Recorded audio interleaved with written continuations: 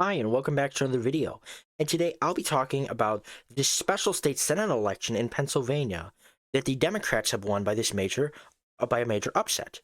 This election, or this Senate seat, this state Senate seat in Pennsylvania, this district, originally in November, was held by Donald Trump, or was won by Donald Trump by over 15 points. 15 points. And the Democrats have been able to completely change that into a small victory. Well, not a small victory, but just a major upset. A very close victory for the Democrats. A 49-50 victory for the Democrats, despite Donald Trump and the Republicans winning this district last year by 15 points. It has gone the completely opposite way for the Republicans. It has gone in the wrong direction for the Republicans so far. And this is the start. I do believe this is the start of, once again, what we previously saw for the Democrats back in 2024. We are now seeing for Republicans in 2025, and I'm going to, I guess, even beyond that, we'll see that beyond that, is another anti-incumbency voting, where voters are not pleased with what's happening or what their government is doing, and they're taking their frustration out on the incumbent party. They did it with the Democrats in 2024. They are now doing it to the Republicans in 2025, where they're seeing Republicans doing things where they don't approve of, and they're saying, "Hey, I didn't vote for this," and they are expressing their anger at the ballot box. And there are two ways they can actually, express their anger: protesting, which we have seen quite a bit, and at the ballot box, which we are also seeing quite a bit. And I predict that this is only going to continue and that this is only going to get worse. And I've said this in previous videos that it's only going to get worse if Trump's approval rating gets worse. As we were saying that Donald Trump began his approval rating at a +6 margin. He had approval +6. He had a very popular start to his approval rating, to his presidency, and obviously that quickly declined. And now we are seeing that he is unpopular by almost just a point. Sure, he is under that. He is not as popular as Biden was towards the end of January, or as he was, or Trump was, towards the end of his first term. After the election denial claims, after January 6th, after COVID-19, Trump was disliked after that time. And then Trump spent 4 years out of the political spotlight, where most of the attention was on Joe Biden, Kamala Harris, and the Democrats. And now Donald Trump came back. He got a lot of that political spotlight back, and he was viewed very favorably because he was the opposing candidate, and he was saying to voters that the government sucks and they're not going to do things that are going to help you or the average American voter. And the average American voter took that and said, "I agree with that," voted for him, put him in office. And now we're seeing the same thing happen with Donald Trump and Republicans as it was happening with Joe Biden and the Democrats. And I think we are only going to see this continue or get worse as Donald Trump's approval rating sinks even lower, if it sinks lower, and as the White House continues to become more aggressive and more pushy back with any criticism they get, as any White House does. But this White House has been incredibly aggressive. And as Donald Trump's approval rating continues to get worse, it will only harm more Republican candidates. Don't believe me? Well, not only did it happen to this guy, not only did it take a Trump plus 15 district and completely flip it for a small margin of victory for the Democrats, but we now have an actual congressional district that is a safe Republican district that could possibly also be flipped by the Democrats.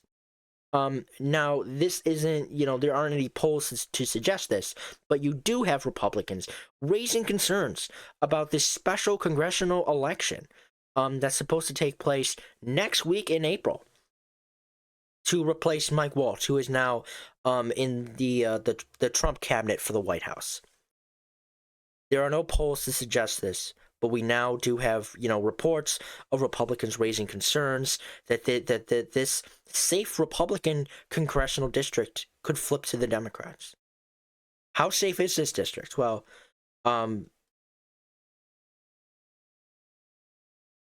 show you. This district is plus 33.1 for Walz. Plus 33.1. Now, it is going to be interesting what the Democrats will be able to do with something like that. Obviously, they will overperform because Trump's base does not show up to these elections. They only show up when Donald Trump is on the ballot. And everyone knows now that after 2024, Donald Trump will no longer, ever again, be on the ballot. He will never be campaigning or doing a rally that is for himself. The only time he will ever do that again will not be for himself, will be for other Republican candidates. But his base only shows up when his name is on the ballot. As we saw in 2016, when he defeated Hillary Clinton in 2016.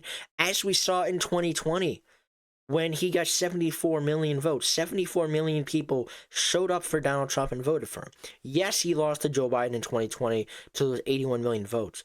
But that is because the Democrats had so many advantages. It wasn't just incumbency. It was the COVID-19 crisis, the poor economic, reports, and so much more. The inflation rate, I could go on with 2020. Donald Trump, no matter who was the candidate, no matter how many gaffes Joe Biden made, he was still going to lose 2020 because of everything that was going wrong for 2020. And the American people took out their anger on Donald Trump. And the same thing happening with 2024, where everything wrong going in 2024, the economy, the rising prices, the inflation, the high gas prices, everything that was happening in 2024 that was upsetting the American people. They took it out on Joe Biden. They took it out on Kamala Harris, and the Democrats. Again, at the incumbent government that was originally elected 4 years prior. And they took it out on the incumbent government. And the same thing seems to be happening here, where we now have voters showing up in these local elections and taking their frustrations out on the incumbent government. They most likely don't even know who these candidates are or what they stand for. All they know is that the incumbent government is not doing what they want, or they don't approve of what they're doing, and they're taking their frustrations out on the incumbent government. And this will only continue. As I've said before, this will only continue as Donald Trump's approval rating gets worse, as we get farther into the year here and enter the midterms, and maybe when we get to the 2028 presidential election. But we still have a long way to go until any of that happens. But it'll be very interesting to see how a congressional race like this one, like Mike Waltz's seat, that originally voted for him by 33 points. We also have another congressional safe Republican seat in the 1st District of Florida that voted for Matt Gaetz by a similar margin of 32 points. But Matt Gaetz, however, has resigned as a member of Congress, and he will not be running in this district. And like I said, the advantages the Democrats have is it's a local election, Trump's base will not be showing up, and they are the opposition party. And it'll be very exciting to see how that goes down. Now, will the Republicans lose this 1st and 6th district? I don't know. I can't predict it. The 1st district looks not as favorable to the Democrats as the 6th district does. As of right now, my prediction probably is that the Republicans win the 1st district, and that the 6th district, either the Democrats win it by a major upset, or the Republicans win it by a very small margin. Otherwise, it's going to be very, very close, and it looks like it's going to be very, very close. Either Republicans probably win it by like 3 to 5 points, or the Democrats win it by 1 to 2 points, like we just saw the other day in this state Senate, district election in Pennsylvania, which also, I might add, helped the Democrats regain control in their state Senate, which helped Democrats regain control. So all of this is continuing to harm Republicans. not just because they're the incumbent party, but because the Democrats have been able to show up in these elections to, you know, motivate their voters to show up, and to what Trump's base is not able to do, because they only show up to elections where Donald Trump is on the ballot. And if this continues, Republicans are going to have more and more poor performance years in the election. So we will probably continue to see that. But as of today, that is it for the video. I hope you guys enjoyed watching. If you did, please like and subscribe, and I will see you all in the next video. Bye.